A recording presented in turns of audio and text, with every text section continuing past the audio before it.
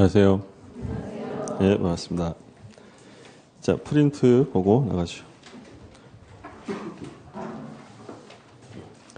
1번부터 보시면 지상권이 설정된 토지 위에 지상권자가 신축한 건물이 그의 과실로 소실한 때는 그 지상권은 소멸한다. 1번은 틀렸죠. 지상권은 지상물과 운명을 함께하는 권리가 아니기 때문에 존속하고요. 2번. 지상권이 설정된 토지를 양수한 자는 지상권자에게 그 토지 인도를 청구할 수 없다. 2번은 맞죠. 지상권은 물권이기 때문에 새로운 소유자가 인도를 청구할 수 없고요. 임차권하고는 다르죠. 임차권은 채권이니까 새로운 소유자가 인도를 청구할 수 있지만 지상권은 안 되고. 3번. 지상권자는 토지 소유자 의사에 반하여 지상권을 타인에게 양도할 수 없다. 3번 중요한 내용이었고, 지상권의 양도성은 절대적이기 때문에 소유자 의사에 반해서도 양도할 수 있고요. 4번. 지상권자의 지료지급 연체가 토지 소유권 양도 전후에 걸쳐 이루어진 경우 토지 양수인에 대한 연체 기간이 2년이 되지 않는다면 양수인은 지상권 소멸 청구를 할 수 없다. OX? 맞죠. 그러니까 여기서 말하고자 하는 건 연체 기간 2년을 합산해서는 안 된다고 했죠. 그러니까 새로운 소유자, 양수인에게만 2년이 돼야 되고. 맞는 지문이고요. 5번. 건물 소유자가 토지 소유자와 건물 소유를 목적으로 하는 토지 임대차 계약을 체결한 경우 관습상 법정 지상권을 포기하였다고 볼 수 있다. 그러니까 관습상 지상권은 당사자 의사로 배제할 수 있다고 했죠. 임대차 계약을 따로 체결하면 관습상 지상권을 포기한 것으로 해석한다라는 게 판례였고. 6번. 건물 없는 토지에 저당권을 설정한 후에 저당권 설정자가 건물을 신축한 경우에도 민법 제366조의 법정지상권은 인정된다. 6번은 지금 뭐예요? 나대지죠. 나대지 이런 말 나오면 볼 것도 없다고 했어요. 인정해 줄 수 없고요. 7번. 을이 갑으로부터 갑소유 토지와 지상의 미등기 건물을 매수하여 토지에 대해서만 소유권 이전 등기를 받은 후 토지에 을이 설정해 준 저당권이 실행되어 토지와 건물의 소유자가 다르게 된 경우 법정지상권이 성립하지 않는다. 7번은 뭐예요? 함께 팔래죠. 그러니까 토지와 건물을 함께 팔고 토지만 등기했다라고 하면 이때는 법정지상권이 성립할 수 없다라고 했죠. 맞는 질문이고. 8번.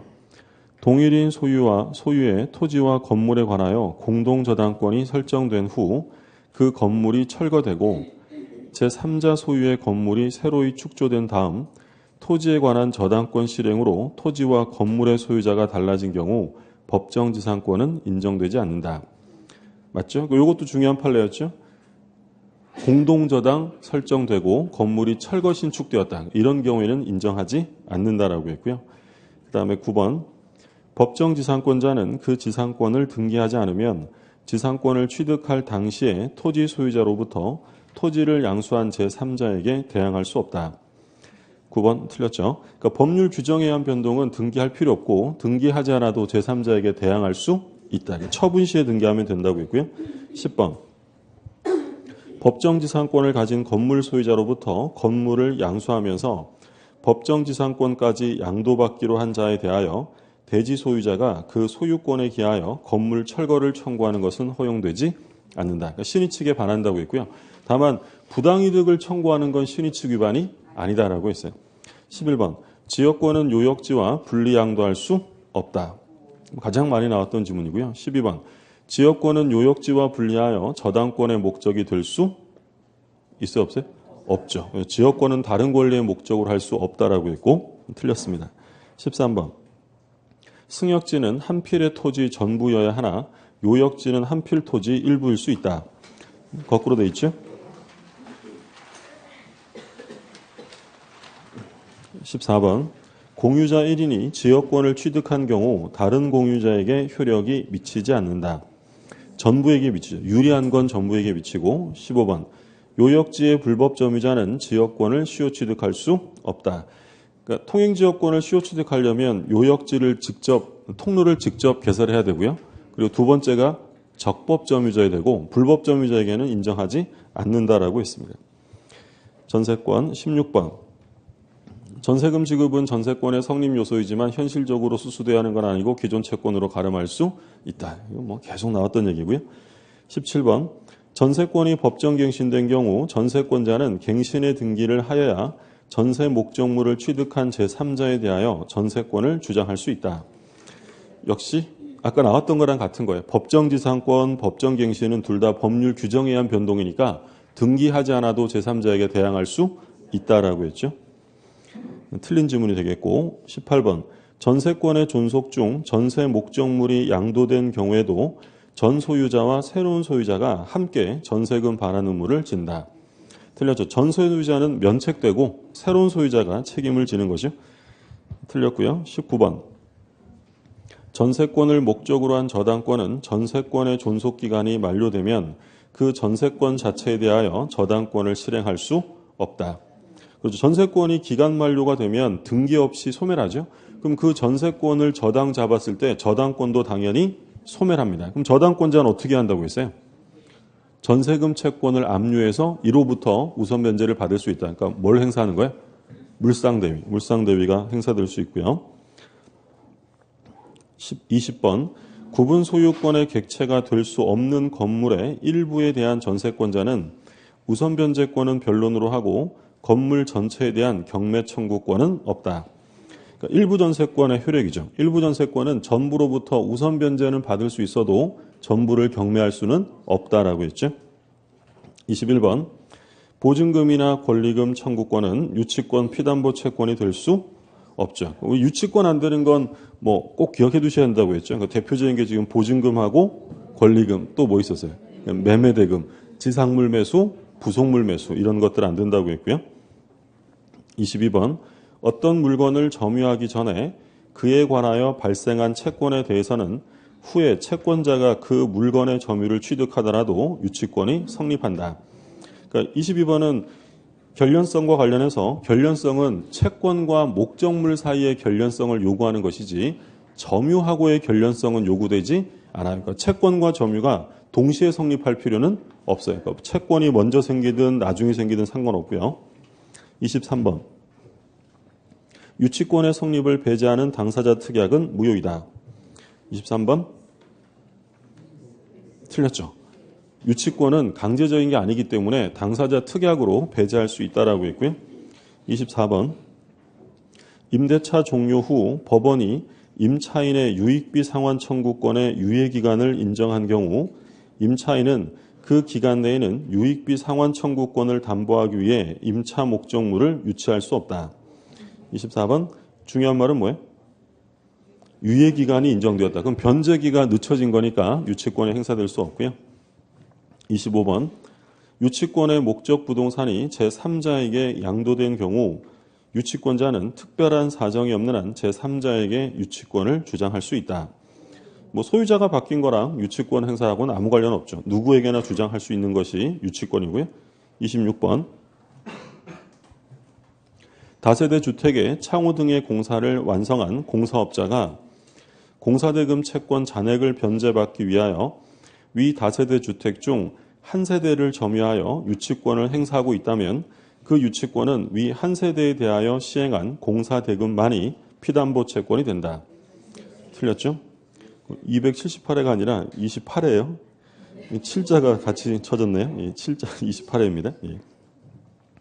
27번 채무자가 직접 점유하는 물건을 채권자가 간접 점유하는 경우에도 채권자는 그 물건에 대하여 유치권을 행사할 수 있다. 27번 틀렸죠. 그러니까 간접 점유를 해도 되는데 누가 직접 점유를 하면 안 된다고 했냐면 채무자. 그렇죠?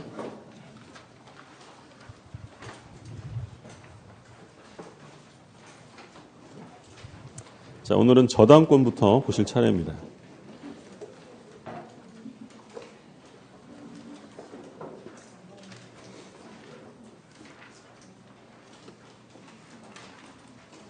(382쪽이에요)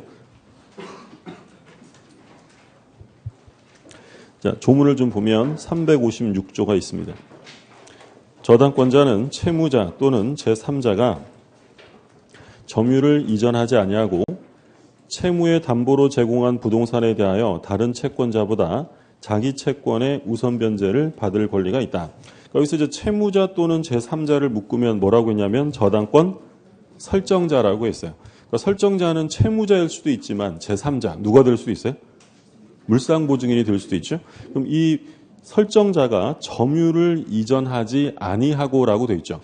그러면 점유는 누가 해야 한다는 거예요? 설정자가 점유를 이전하면 안 된다고 돼 있으니까 설정자가 점유를 해야 한다는 것을 법률로 규정한 거죠. 따라서 저당권자에게 점유를 이전하기로 약정하는 저당권은 물권 법정주의 위반입니다. 그러니까 반드시 누가 점유해야 돼? 설정자. 따라서 저당권은 점유를 수반하지 않는 권리이기 때문에 나타나는 특징적인 점은 뭐가 있었냐면 일단 저당권은 점유를 안 하니까 시효 취득이 안 되겠죠. 취득시효가 나올 수 없고요. 그리고 목적물 반환 청구가 인정되지 않는다라고 했어요. 그러니까 반환 청구 안 되는 건 저당권하고 또 뭐 했어요? 지역권. 그리고 이제 이건 사용 수익을 위한 것이 아니라 그냥 오로지 우선 변제를 받을 권리만 있다라는 거고요. 근데 우리가 지난주에 봤던 전세권은 담보물권의 성질도 있고 어떤 성질도 있는 거예요? 용익물권, 사용 수익도 하잖아요. 근데 저당권은 사용 수익은 하면 안 되는 것이고 그냥 우선 변제를 받는 권리만 있습니다. 오른쪽에 부종성, 수반성 다 보신 내용들 나와 있고요. 다음 페이지 보시면 성립이 나오죠. 일단 저당권은 약정 담보 물권이죠. 그러니까 당사자가 계약으로서 성립하는 것이고, 근데 예외적으로 법정 담보 물권도 있었죠. 법정 저당권. 법정 저당권 기억나세요? 어디서 우리가 공부했던 거냐면 임대차에서. 예, 그랬었죠. 그러니까 이런 거 있었잖아요. 갑이라는 사람이 토지 소유자인데 을이 토지를 임차해서 여기다 이제 건물을 지었어요. 그럼 얘가 이제 지료를 내야 되는데 이 토지 임차인이 2년 이상의 지료를 내지 않으면 토지 소유자, 임대인은 임차인의 건물을 압류할 수 있고요. 압류하면 이것은 저당권의 효력이 인정이 돼요. 이게 이제 어디에서 공부한 거냐면 임대차에서. 그럼 이 경우에 얘가 2년치 차에 반해서 임대인이 건물을 압류하면 저당권이 설정된 것으로 보는 것은 당사자가 계약을 한 게 아니라 어디에 나와 있는 거예요? 법에 649조에. 그래서 이건 법정 저당권. 원래 저당권은 법률로 정하는 게 아니라 당사자가 뭐 하는 거예요?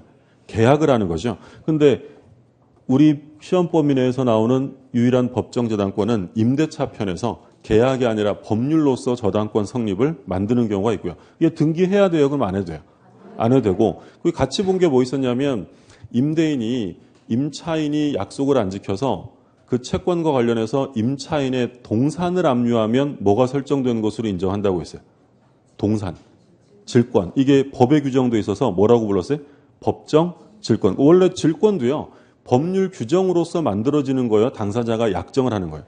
약정. 원래 저당권이나 질권은 법정 담보가 아니라 약정 담보인데 독특하게 임대차 편에 가면 약정 저당권이 아니라 뭐가 나온다고요? 법정 저당권이 나와 있다. 둘째 줄에 다만 예외적으로 법률 규정에 의하여 성립하는 법정 저당권도 있다. 괄호에 뭐라고 되어 있어요? 임차권에서 나온다. 그렇죠. 다 보셨던 거지만 기억이 안 나실 수 있죠. 크게 중요한 건 아니니까. 근데 이 세부적인 내용은 뭐 잘 모르셔도 되는데 요 개념은 이해하셔야 돼요. 그러니까 저당권은 약정 담보인데 임대차 편에 가면 일정한 경우에는 법률로 저당권이 성립되는 경우도 있다라는 정도까지 기억해 두시고요. 자, 동그라미 1번에 저당권 설정 계약의 당사자는 저당권자와 설정자이다. 그러니까 설정자는 채무자인 게 보통이지만 누가 될 수도 있냐면 물상보증인. 근데 동그라미 2번에 보면 저당권자는 원칙적으로 채권자에 한한다. 그러니까 바꿔서 말하면 채권자가 아닌 3자 명의의 저당권은 무효다라는 거죠. 그러니까 예를 들어서 갑이 을한테 돈을 1억 원 빌려준 채권자예요. 그러면 을이라는 사람이 채무자고 보통은 이 채무자 소유의 건물에 갑의 저당이 설정이 됩니다. 그러면 지금 설정자는 누구냐면 채무자인 거죠. 근데 채무자가 부동산이 없어서 자기 친구가 자기 건물에 을을 채무자로 해서 저당을 잡혀줬다. 그럼 얘를 뭐라고 불렀냐면 물상보증인이요. 그럼 누가 설정자가 되는 거예요? 물상보증이죠. 항상 설정자가 누구라 그랬어요? 설정자가 소유자인 거예요. 그럼 물상보증인이 설정자가 될 수도 있는데 근데 저당권자는 누구여야 되냐면 채권자여야 한다. 그러니까 예를 들어서 갑이라는 사람이 을에게 돈을 빌려준 채권자인데 병이라는 사람이 저당권자가 될 수 있느냐. 그러니까 채권자는 갑이고 저당권자는 제3자고 이게 돼야 안 돼? 이게 안 되죠. 이게 가능하다면 이 병은 뭐가 없는 저당권을 갖는 거야. 채권 없는. 그런 부종성이 위반되기 때문에 이런 3자 명의의 저당권은 인정될 수 없고 저당권자는 반드시 누구여야 되냐면 채권자여야 해요. 근데 중요한 예외가 있죠. 우리 판례에 의하면 예외적으로 3자 명의의 저당권이 유효한 경우도 있었어요. 그러려면 반드시 뭐가 있어야 되냐면 합의가 있어야죠. 그래서 딱 보면 합의에 동그라미가 되어 있지 않나요? 예. 이렇게 되어 있어요. 그 동그라미 2번에 그 다섯째 줄에 판례는 이렇게 시작합니다. 보세요. 판례는 찾으셨어요?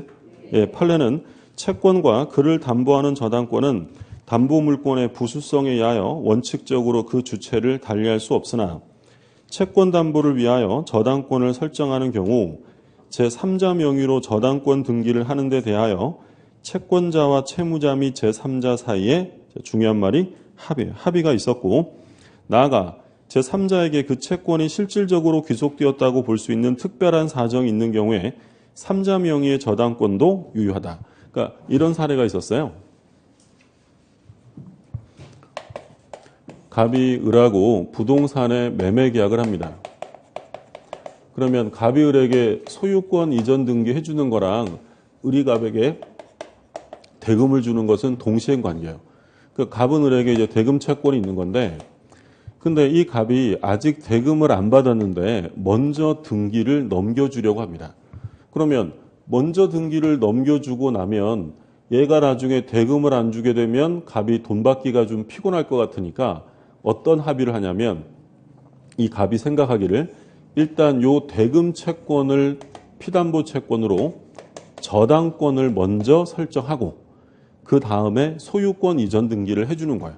그럼 먼저 저당권 설정 등기하고 이전 등기 해줬을 때 을이 돈 안 주면 저당권을 실행하면 되겠다라고 생각한 거죠. 근데 지금 상황에서는 이 갑의 뜻이 실현될 수가 없다라고 했어요. 왜 실현될 수 없다고 했어요? 소유권 이전 등기하기 전이라고 하면 현재 누가 소유자예요? 갑. 그럼 자기 건물에 자기 명의의 저당권을 설정할 수가 없잖아요. 우리 법자에서는 소유자 저당이 인정이 안 되기 때문에 그게 안 되는 거예요. 그래서 어떻게 했냐면 이 사람들이 세 사람이 모여서 합의를 하고요. A 명의 자신의 아내 명의로 저당권 설정 등기를 하고 소유권을 이전해 준 사례예요. 그럼 일단 여기서 피담보 채권, 대금 채권자는 누구예요? 대금 채권자는 갑이잖아요. 근데 저당권자는 누가 된 거예요? A, 3자 명의의 저당권이 성립이 됐다는 거죠. 그럼 원래 이건 무효인데 이 세 사람이 뭘 했다고요? 합의를 해서 이 채권이 제3자에게 실질적으로 귀속되었다고 볼 수 있는 특별한 사정이 있다는 거예요. 그 엄밀히 말하면 사실 이건 예외도 아니에요. 그러니까 결국 합의를 통해서 채권이 누구에게 있다고 볼 수 있다는 거예요. A. 그러니까 이게 유효하다라는 거죠. 그러니까 우리 판례는 이렇게 되면 부수성에, 부종성, 수반성에 위반되는 것이 아니다라는 거예요. 그래서 이것은 부동산 실명법상의 명의신탁에 해당되지도 않아요. 그러니까 부실법을 위반한 것도 아니다. 부동산 실명법 명의신탁을 금지하고 있죠. 명의신탁은 꼭 소유권뿐만 아니라 다른 권리도 마찬가지예요. 그러니까 사실은 갑이 저당권자인데 이름만 A 저당권으로 했다면 이건 명의신탁인 거예요. 근데 이건 당사자가 뭘 했으니까? 합의했으니까 이건 명의신탁으로 볼 수 없다. 실질적으로 누구 거라는 거예요. A께 돼버렸다라는 거죠. 그래서 우리 판례는 이러한 법리는 가등기 담보에도 그대로 적용될 수 있다라고 해요. 그러니까 가등기 담보에도 그대로 적용된다는 건 무슨 얘기예요? 가등기 담보도 담보 물권이잖아요. 그러면 가등기 담보권자와 채권자는 달라도 돼요? 같아야 돼요? 가등기 담보도 담보 물권이에요. 그럼 담보 물권이라면 채권자와 가등기 담보권자가 달라도 돼요? 같아야 돼요? 같아야죠. 그래야 부종성이 위반되는 게 아니니까. 채권이 없는 가등기 담보라는 게 인정될 수 있어요? 없어요? 없죠. 돈 빌려준 게 없는데 담보 물권이 어디 있어요? 그럼 원래는 그것도 무효지만 예외적으로 3자 명의 가등기 담보가 유효할 수도 있다는 거야. 그러려면 뭐가 있어야 한다? 합의가 있어야 돼. 그러니까 이 똑같은 내용이 전세권에도 그대로 나와요. 채권자와 담보물권자는 일치해야 되기 때문에 전세권자와 전세금 채권자는 달라도 돼요? 같아야 돼요? 같아야 돼요. 다르면 부종성 위반이니까. 근데 예외적으로 3자가 합의를 하면 3자 명의의 전세권 등기도 유효할 수 있다는 거예요. 그러려면 반드시 3자 간에 뭐가 있어야 한다고요? 합의가 있어야 된다는 거죠. 합의가 중요한 말이고. 자, 오른쪽에 괄호 2번에 저당권 등기가 불법 말소된 경우 있죠. 뭐 잘 아시는 것처럼 불법 말소되었다고 권리가 소멸되는 것은 아닙니다. 그러니까 말소 회복 등기를 하면 된다라고 했죠. 근데 주의하실 점이 뭐가 있었냐면 저당권이 불법 말소가 되어도 말소 회복 등기를 못하는 경우가 있었어요. 언제였냐면 경매가 실행된 경우에. 그러니까 이미 경매가 실행되어 버리면 어차피 달려있던 모든 저당권은 다 어떻게 되는 거예요? 소멸될 수밖에 없잖아요. 그렇기 때문에 이런 경우에는 회복할 수 없다. 그래서 셋째 줄 괄호 2번 셋째 줄 가운데 그러나 저당권 설정 등기가 불법 말소된 후 경매가 실행된 경우에는 말소 회복 등기를 할 수 없고 이렇게 되어 있죠. 나중에 이제 부당이득 청구만 가능하다. 그래서 말소 회복이 안 되는 경우 판례 제목 한번 확인해 두시고요. 저당권의 객체 한번 참고로 보시고 다음 페이지에 보면 피담보 채권 나오죠. 보통은 저당권을 설정한다는 것은 받을 돈이 있을 때 하는 거죠. 근데 그 피담보 채권은 반드시 금전이어야 돼요? 아니라도 상관없어요.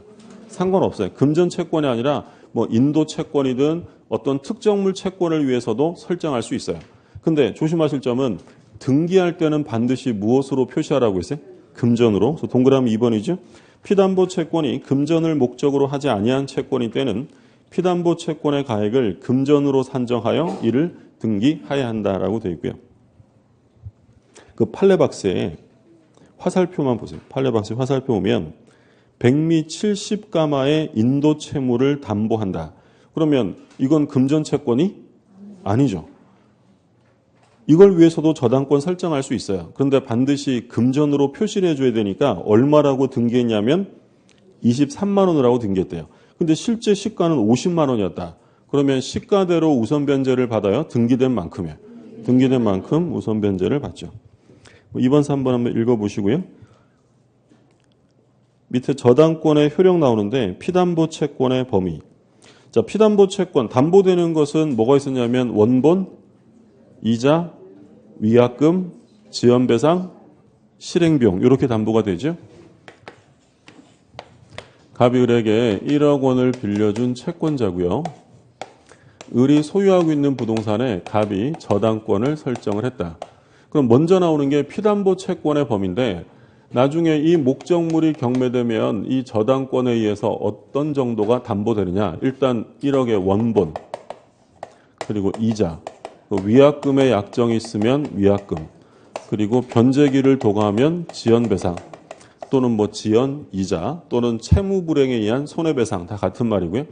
그리고 실행비용 이 5가지가 담보가 되죠. 여기서 이자는 얼만큼 담보가 된다고 했냐면 이자는 무제한이에요. 무제한. 근데 지연배상은 무제한이 아니라 1년분에 한해서 담보가 되고요. 그럼 여기서 등기가 되어야 되는 건 뭐예요? 등기돼야 담보되는 건? 앞에 3개예요. 앞에 3개. 원본, 이자, 위약금은 등기가 되어야 담보되고요. 지연배상 1년분과 실행비용은 등기하지 않아도 당연히 담보가 됩니다. 그래서 우리가 이렇게 그림으로 보면 변제기가 있고요. 근데 이 의뢰하는 채무자가 현재 변제기가 도과하고 2년째 돈을 안 갚고 있어요. 그러면 이 저당권자가 더 이상 못 참겠다 이러면서 경매를 실행했어요. 그럼 어느 정도까지 우선 변제를 받느냐? 일단 원본하고요. 이자 얼마요? 무제한이에요. 근데 이게 무제한이라 하더라도 변제기를 도과하게 되면 일반 이자가 아니라 이제 뭐가 되겠어요? 지연이자, 지연배상이 돼요. 근데 이 지연배상은 무제한이 아니라 1년, 그러니까 여기까지 담보가 된다는 거예요. 그러면 나머지 1년치의 지연배상은 못 받는다는 게 아니라 뭐가 안 된다는 거예요? 우선 변제가 안 될 뿐이에요. 그러면 나머지 1년치는 뭐 일반 채권이 되니까 없어진다는 게 아니라 일반 채권이 되어서 뭐 다시 다른 데 가서 돈을 받으면 되겠죠. 그럼 여기서 현재 2년이 연체가 됐는데 1년분만 지연배상을 해주는 이유는 채무자를 위해서요? 다른 권리자를 위해서요? 다른 권리자. 채무자는 책임을 다 져야죠. 그럼 만약에 현재 2년이 됐는데 이 채무자가 돈이 생겨서 돈을 갚고 저당권을 말소시키려고 합니다. 그럼 얘는 지연배상 1년분만 변제하면 돼요? 전액 변제해야 돼요?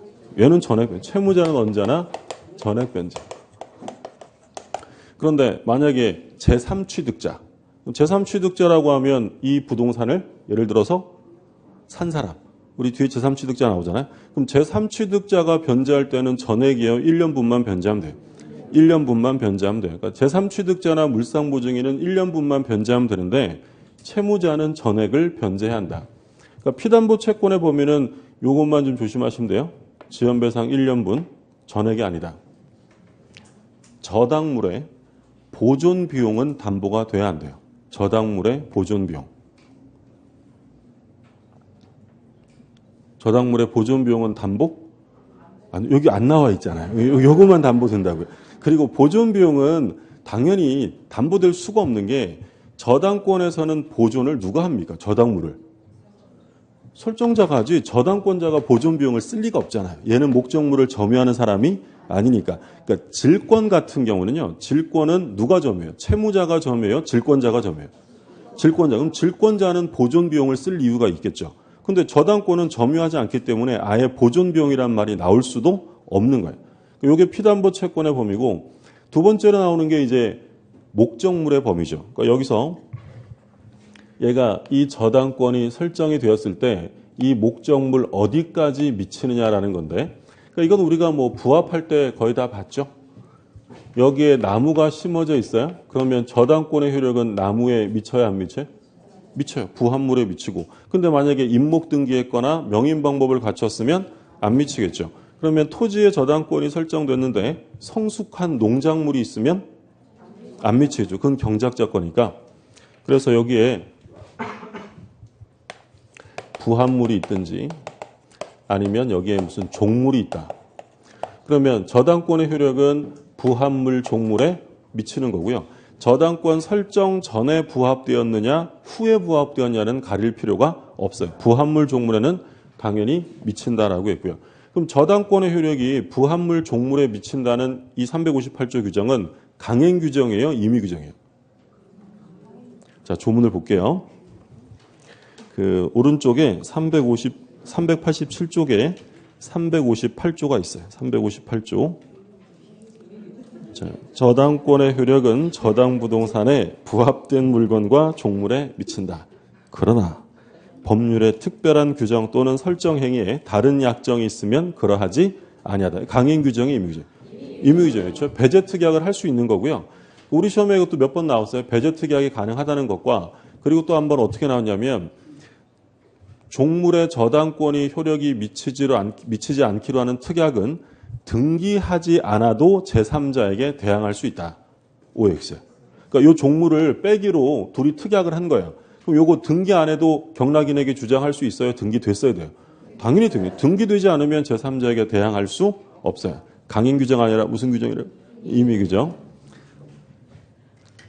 이와 같은 법리가 똑같이 주된 권리에 설정되면 어디에도 미치냐면 종된 권리. 그래서 예를 들어서 어떤 토지 임차인이 건물을 지어서 저당권이 실행되었다. 저당권은 건물뿐 아니라 어디에도 미쳐요? 토지 임차권. 지상권자가 지은 건물이 경매로 넘어가요? 그럼 저당권의 효력은 어디에도 미쳐요?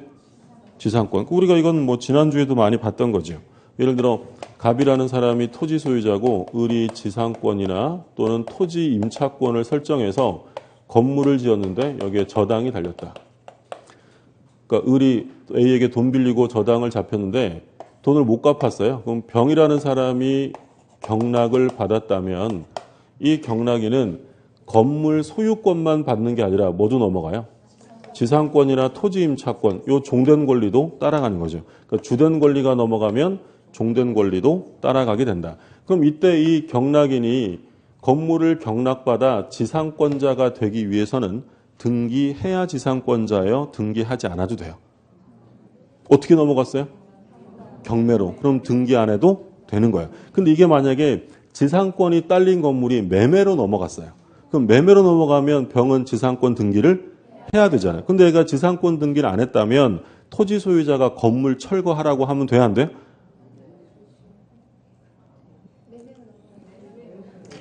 자, 제가 그림을 다시 그려드릴게요. 갑이 토지소유고 을이 지상권을 설정하고 건물을 지었어요. 근데 을이 이 건물을 병한테 팔았다는 거죠. 그러면 이 병이라는 사람이 건물을 샀을 때 건물 소유권 넘어가면 모두 넘어가는 거예요. 종된 권리 같이 넘어가야 되잖아요. 근데 이 병이 지상권의 등기를 안 했다는 거예요. 얘 지상권자예요? 아니에요? 아니요. 경매하면 등기 안 해도 되지만 매매니까 지상권을 약정으로 승계한 거니까 등기해야 되죠.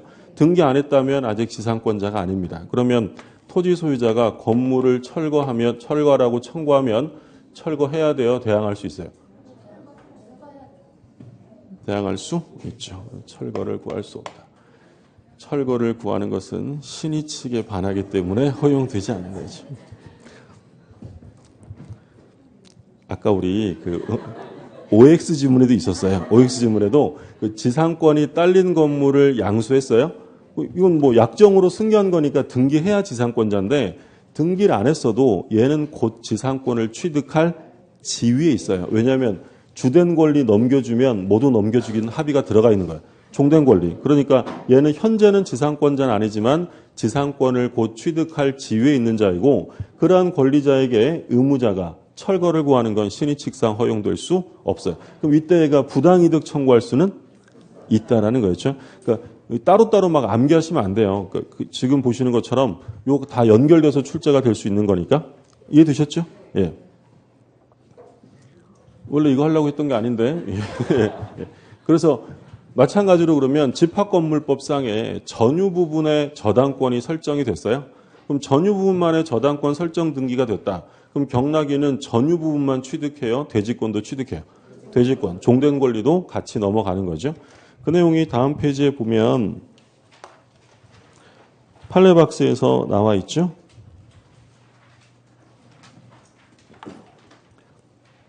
동그라미 1번부터 부합물, 종물 다 중요한 내용이니까 잘 봐두셔야 되고 그 다음에 이제 우리가 봤던 게 이 목적물로부터 발생하는 과실이 있어요. 과실. 그러면 목적물로부터 발생하는 과실은 저당권자가 취득하는 거예요? 설정자가 취득하는 거예요? 누구 거예요 이거? 설정자. 얘가 점유하잖아요. 얘가 사용 수익하니까 설정자가 과실을 취득한다. 그럼 바꿔서 말하면 저당권의 효력은 원칙적으로 과실에 미치지 않는 거예요. 근데 언제부터 미친다 그랬죠? 뭘 압류하면? 저당 목적물을 압류하면 그때부터는 미친다. 그러니까 예전에 다른 시험에 치사하게 뭐라고 나오냐면 과실을 압류한 때부터 미친다라고 했어요. 과실을 압류하는 게 아니에요. 뭘 압류하는 거예요? 저당 부동산이 압류되면 경매 개시 결정 등기가 되면 그때부터 나온 과실은 얘가 가져가서는 안 된다라고 했죠. 과실은 그것만 좀 기억해 두시면 돼요. 동그라미 2번에 과실 이렇게 돼 있죠.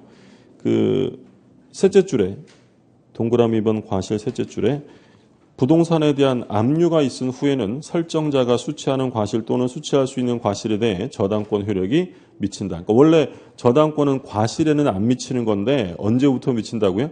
압류하면 그때부터 미칩니다.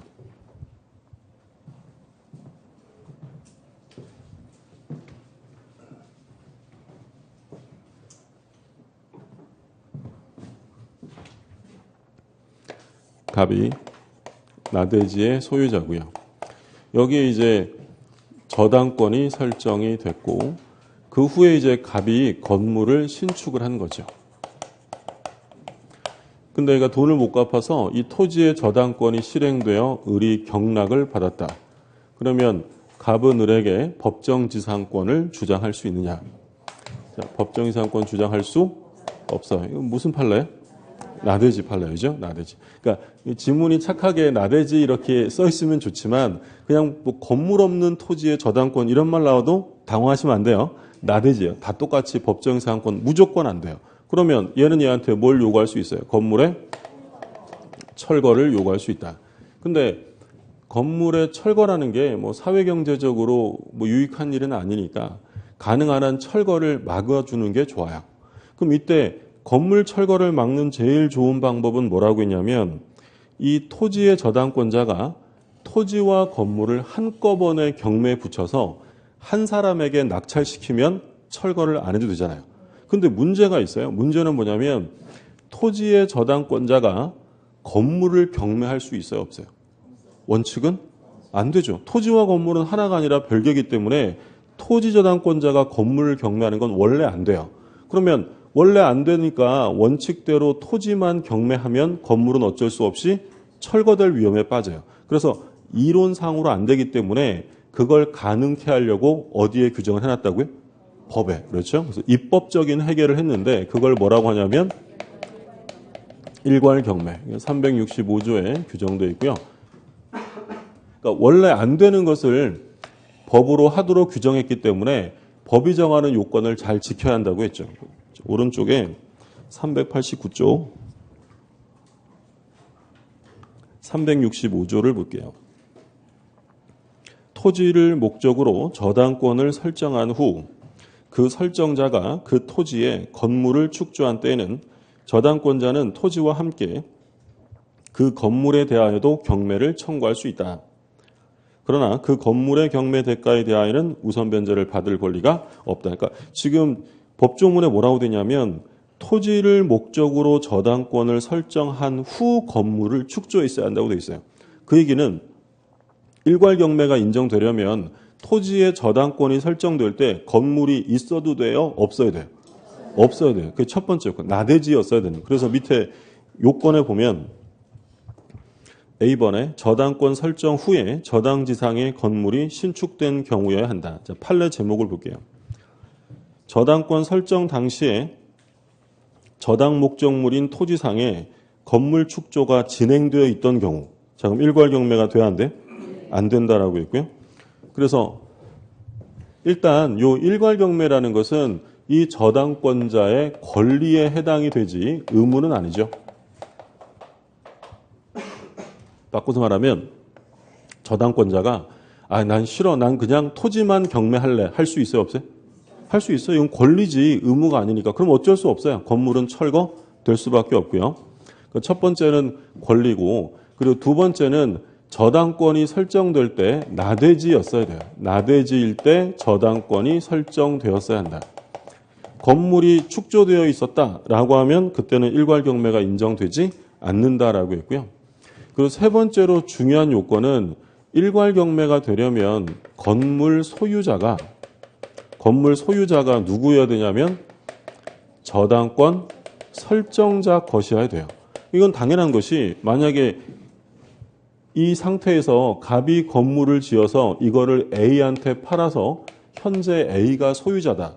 그러면 이 저당권자는 일괄 경매를 할 수가 없어요. 이건 뭐 아무리 법으로 정한다 하더라도 갑에게 돈을 빌려주고 A 건물을 경매하는 건 말이 안 된다는 거예요. 그럼 누구 건물에 돼요?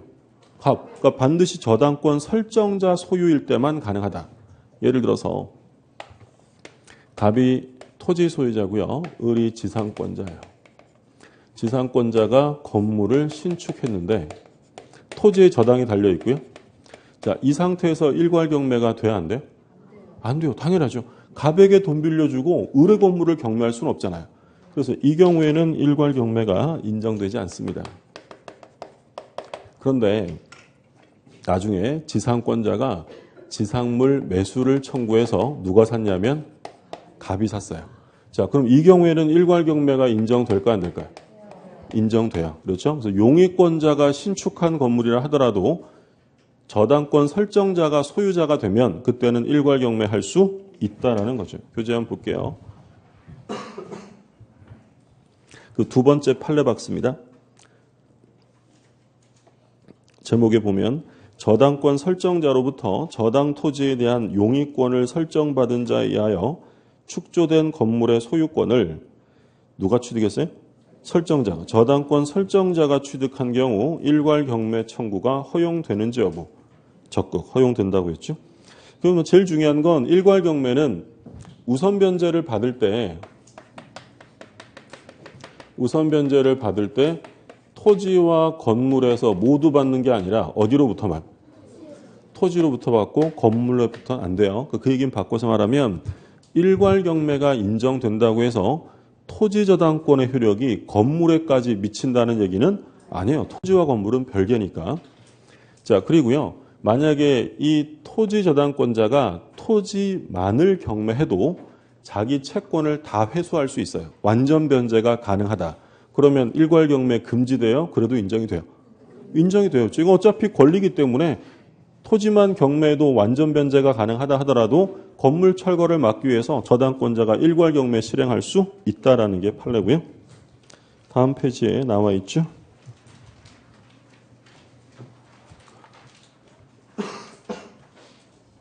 자, 문제 볼게요. 법률이나 규약에 특별한 규정 또는 별도 약정이 없는 경우 저당권의 효력이 미치는 것을 모두 고른 것입니다. 기억. 저당권의 목적인 건물에 증축되어 독립적 효용이 없는 부분. 이 뭘 말하는 거예요? 줄여서 말하면. 증축이 됐는데 독립성이 없다는 거잖아요. 그러면 부합됐다는 거예요. 그럼 당연히 미치죠. 니은. 건물 소유를 목적으로 한 토지 임차인이 건물의 저당권을 설정한 경우에 토지 임차권. 아까 우리 그림으로 본 거네. 건물 소유를 목적으로 토지 임대차를 해서 건물에 저당이 잡혔어요. 그럼 건물 넘어가면 뭐도 따라가요? 토지 임차권, 종된 권리 따라가죠. 미치고요. 디귿. 구분 건물의 전유 부분에 관하여 저당권이 설정된 후 전유 부분의 소유자가 취득하여 전유 부분과 일체가 된 대지 사용권. 대지 사용권이 그럼 뭐예요, 이건? 종된 권리죠. 그럼 여기도 미치는 거죠? 그럼 정답은 다 미치는 거죠? 예, 전부 다. 자, 물상대위 지난주에 봤고요. 오른쪽에 이제 우선 변제 받는 효력 나오는데 읽어보실 필요 없다고 했어요. 다음 페이지에 체크 플러스의 배당 순위만 좀 봐두시라고 했어요. 그러니까 경매가 실행되면 제일 먼저 배당되는 돈은 뭐예요? 실행비용. 실행비용이 제일 먼저 나가고 그 다음이 뭐였냐면 제3취득자의 비용이에요. 제3취득자의 비용. 그래서 2순위가 제3취득자가 부동산에 지출한 필요비와 유익비죠. 그러니까 그냥 비용하면 안 되고요. 누구의 비용이라고요? 제3취득자의 비용이고 그 다음에 이제 3순위가 누구냐면 소액보증금. 그러니까 소액보증금이란 근로우선 특권. 예를 들어서 뭐 근로기준법상의 최종 3월분의 임금 채권이라든지 또는 뭐 근로자 퇴직급여 보정법상의 최종 3년분의 퇴직금 채권. 그러니까 이런 것들은 임금 채권자를 위해서 특별히 우선 변제해 주는 거예요. 그러면 소액 임차인도 있고 3월분의 임금 채권도 있다면 이때는 어떻게 하냐면 안분배당해요. 채권액에 비례해서 나눠준다는 거고요. 그 다음에 나오는 게 당해세예요. 당해세. 당해 목적물로부터 부과된 당해세. 그러니까 저당권이랑 당해세가 있으면 누가 먼저 가져간다 그랬어요? 당해세요. 그 다음에 이제 5순위가 우리가 이제 흔히 보는 우선 변제권이 인정되는 것들. 저당권, 전세권, 확정일자 갖춘 임차인 또는 뭐 담보가 등기 이런 애들이 5순위예요. 그럼 5순위에 걸리는 애들, 저당권, 전세권, 담보가 등기 이런 애들이 여러 명 있으면 얘네들은 어떻게 해요? 안분배당해요? 순위에 따라 받는 거예요. 이건 순위에 따라 받는 거예요. 그렇죠? 그래서 여기까지는 좀 봐두세요. 여기까지는 기본적으로 자 제일 먼저 뭐 나간다고요? 실행비용이 제일 먼저 나가요. 실행비용. 그 다음에 나가는 게 제3취득자의 비용. 그 다음이 소액이고 그 다음이 당했어요. 그러니까 이 소액보증금의 최우선 변제는 각종 세금보다 먼저 받아가는 거예요. 뭐보다도 더 빨리. 당해세보다 더 빨리 받아가는 거예요. 우리 시험에 한번 뭐라고 나오냐면 임차인의 소액보증금은 각종 세금에 우선하여 배당된다. 이렇게 한번 나온 적이 있어요. OX에. 맞죠. 당해세보다도 더 빠른 거예요. 그 다음이 당해세고 그리고 이제 5순위가 각종 담보물권. 제3취득자가 이제 아주 빠른 순위로 배당이 되는데 얘를 이제 보호하는 규정들이 밑에 나오죠. 제3취득자 지위부터는 좀 쉬었다가 보시죠.